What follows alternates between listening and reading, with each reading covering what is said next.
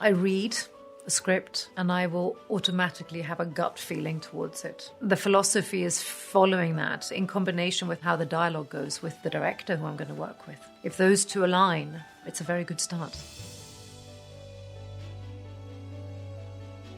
Hi everyone, my name is Rebecca Ferguson and this is the timeline of my career.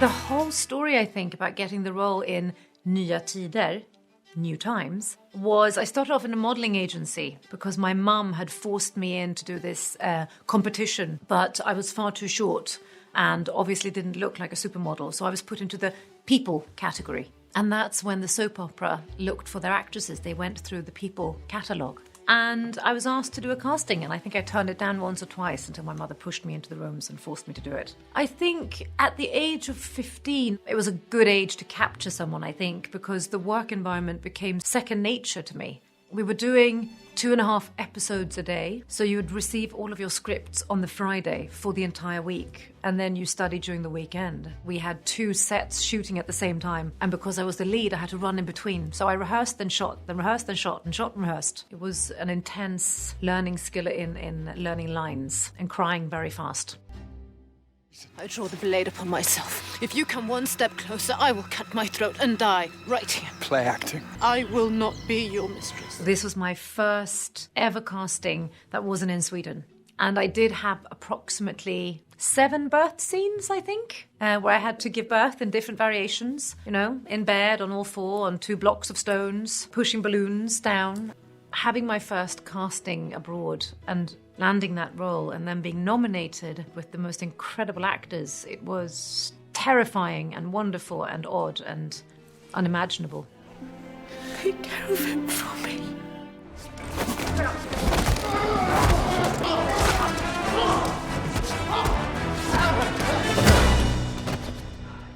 We've never met before, right? The casting for Mission was one of the most insane. Everything with Tom Cruise is insane, full stop. Having lunch, it's all just insane.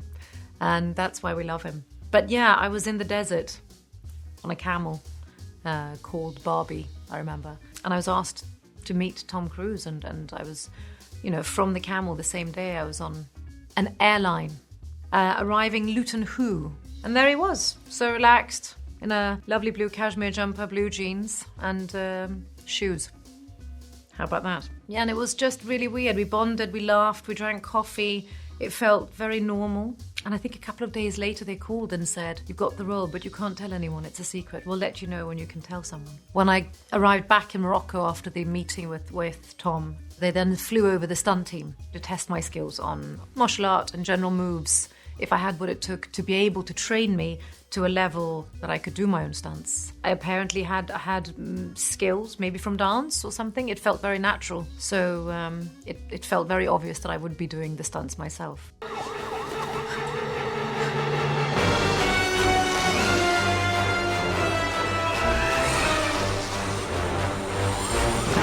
That was the first day of shooting. And I remember heights was an issue for me. And Wade put me in a harness and he brought me up 2 meters and then slowly dropped me down. And then he brought me up to like 4 meters and slowly dropped me down. And then he just kept on bringing me up and up and up to 15 or something. And he just let go of the release. So I flew with total force down and then a soft landing.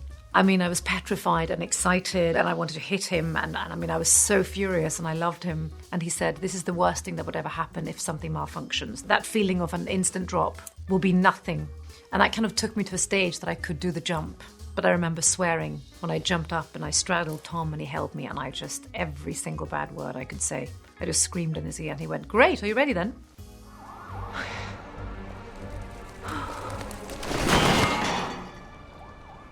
Where? This afternoon, when the police brought Scott back home, she was across the street. And when she saw me, she got aggressive. Aggressive how? What if Rachel killed Megan? Funnily enough, I had just accepted the role and I went on holiday. And by the pool, there were 3 separate people reading the book. And my ego just wanted to run up and go, "I'm Anna, by the way."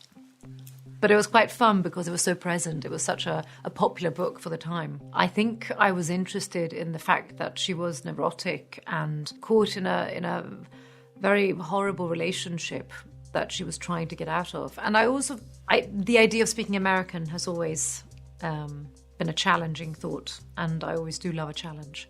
And then also, to be honest, one of my main reasons was I really wanted to work with Emily Blunt. She's absolutely phenomenal.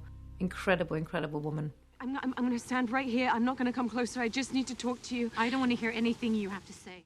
It's just ridiculous. I'm very, very sorry. I shouldn't have to hide in my own home. It's humiliating, and there are rules. I think she was just overexcited. You want to speak to her? Yes, that's a very good idea. I shall say, Florence, although you pay the rent on my apartment, would you mind not visiting? Oh, shut up. I did all the research I could and couldn't stop listening. I mean, it's spectacular. But to be honest, I was so drawn to Meryl. I was so flabbergasted and not starstruck, because Meryl just doesn't evoke that. She's so much more than for you to be starstruck. It's more in awe, really, of who she is. I'd come to set sometimes when I wasn't in the scene, just to see what she was like and to study her as an actress. Excuse me.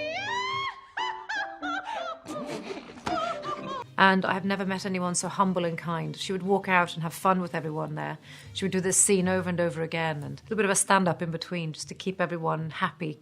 But God, I remember the first table read. Simon, who plays the pianist, they all sang. They all did the performance at the table read, and I didn't. I remember thinking, where am I? Why am I in this? What have they done? It was all around an incredible experience. Well, let's just try and be happy tonight, eh? And I'm trying. Yes, you certainly are. You know what I feel is not scientific, it's not rational. I feel hate. I feel pure fucking hate for that thing. I remember walking around with Daniel Espinosa, the director. He was so extremely eloquent, very smart, mathematical, philosophical. I mean, the man plays chess to calm down. I was excited about his brain. I was excited about where he wanted to take this. I also love being thrown into environments that I've never been before. I mean, I had to do harness work and line works with rope to hover and to look like we were floating in the ISS, International Space Center. I found the floating quite difficult because what you don't understand is counter reactions to things. If you push something, something else moves in a different direction. There is never a stillness. You're constantly hovering. So when we were doing scenes and just talking, we were sitting on big Pilates balls and kind of moving around. There was never a moment where you could just be still. And when you learn lines and when you're having a discussion or when you're listening to each other, I pause, I look, I listen, but you can't. And if someone's going to also now throw in a third situation of giving you something or water's coming, you're going to have to push up from this angle to grab the water from this angle and come back to a conversation. So your brain is literally trying to handle 4 or 5 things at the same time.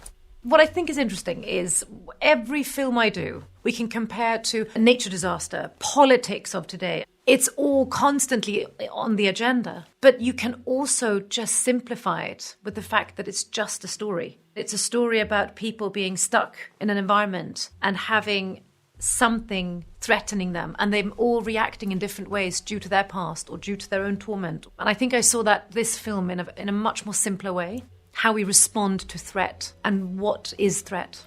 And you said you've been your plan all along, to make sure that creature doesn't get to Earth. Of course, you are the American. I believe I might have heard of you. Oh, well, if you've heard of me all the way over here, I must be doing something right. That or something very wrong.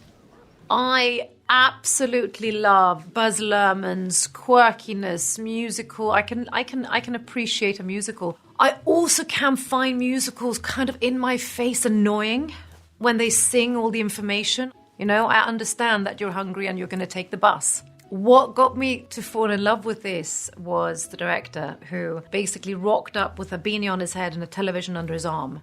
I love the fact that he didn't think that I would have a television. He said, "You just stay here. Where's your TV room?" And I said, "Upstairs." And hi. And he went, "Great, don't worry about it. Come upstairs in a bit." And I thought, this dude. And I said to my boyfriend, "Can you just stay? Just don't go anywhere."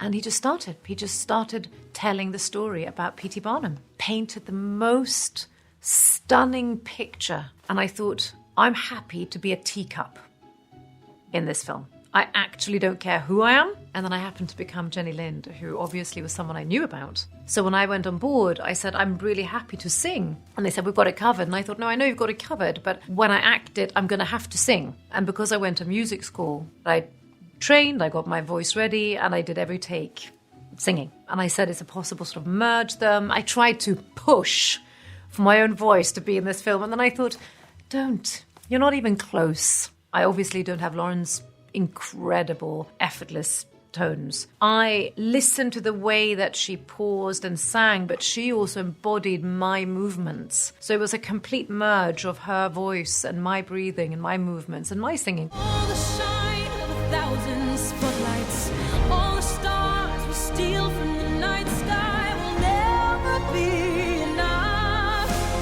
never be enough. It was really fun, and I would see Hugh and all the oddities train together, and I would always feel a little bit left out, a little bit like Jenny probably. I wanted to be in the gang, in the cool gang. Such a fun shoot. Hugh is a really, really close friend, which means the environment is a complete, utter safe space. You can do silly choices, you can challenge each other, you can throw curveballs, you can discuss things and test limits, because when you're that close, you know limits. He's a thespian. People come to my show for the pleasure of being hoodwinked. Just once I'd love to give them something real. Now tell me where he is. I can't help you. I will get to him one way or another. Please don't make me go through you. I was about 6 months pregnant, I think, and I was quite big, and I still was doing the stunts. So yes, we had buckets on the set. I would throw up, and to be honest, I would hide those buckets. No one really knew about it, because I knew that if I would tell them, then they would call it a day. I do actually have a story, which I'm not sure if I should share. It's about a fanny fart.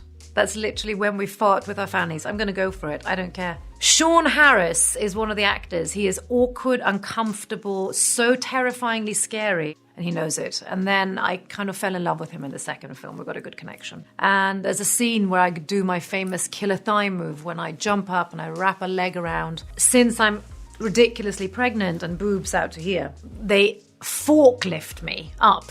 I have, I think, 4 stunt guys lifting me up on him. And I do the twist, and he kind of lies down on the ground. I have to position myself. Positioning yourself on top of someone's face when you're pregnant, not sexy. And I then have to grab my leg around his neck, and I pull my leg, and the biggest fanny fart comes out. And he's literally caught between boobs and my big tummy. And all I heard was, "Get me out of here!" And I, sad enough, said, I can't. Just deal with it. I can't move, babes.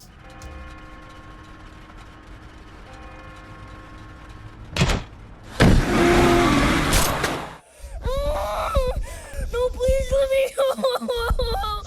I won't tell, please. Playing evil is not difficult.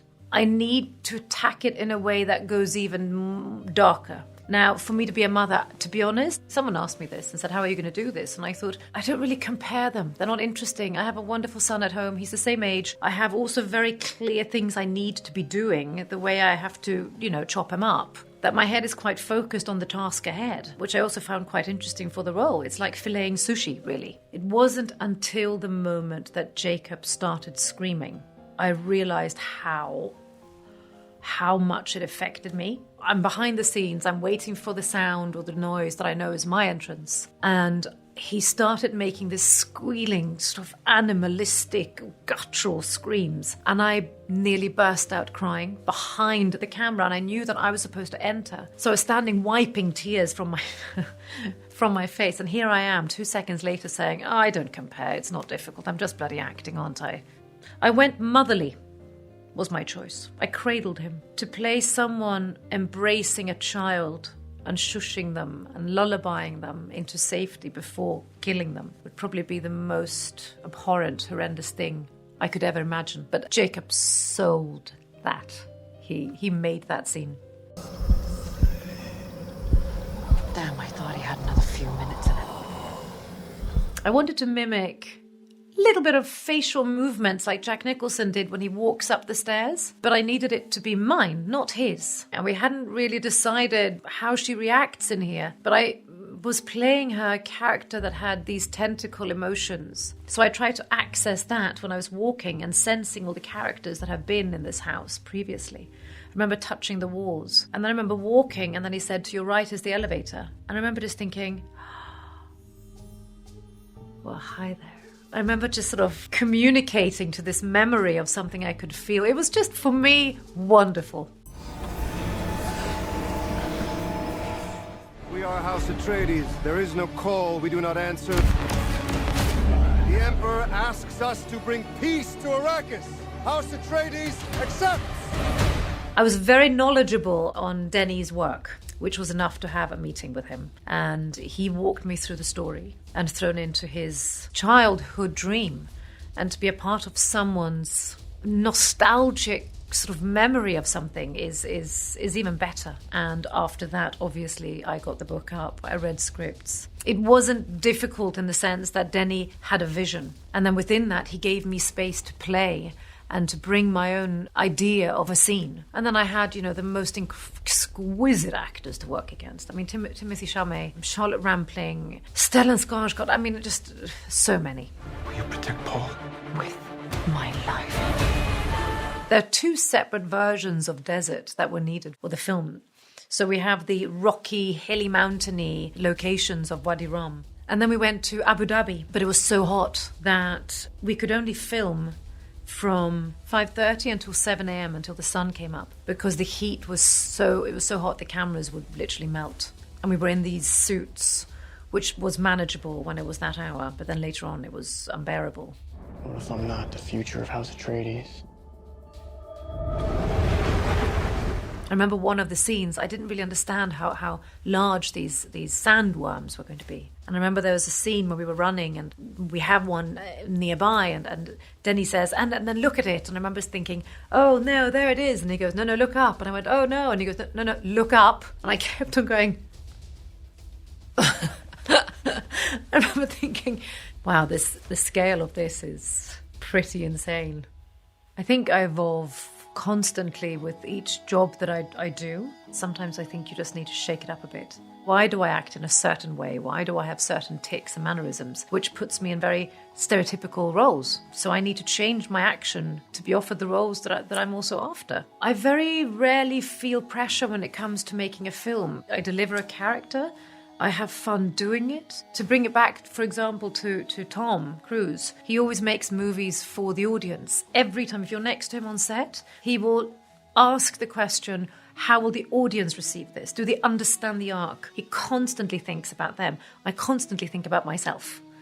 Because I think about a character, I create a character, I have fun with a character. Overall, I just want people to have a great experience and to enjoy the film.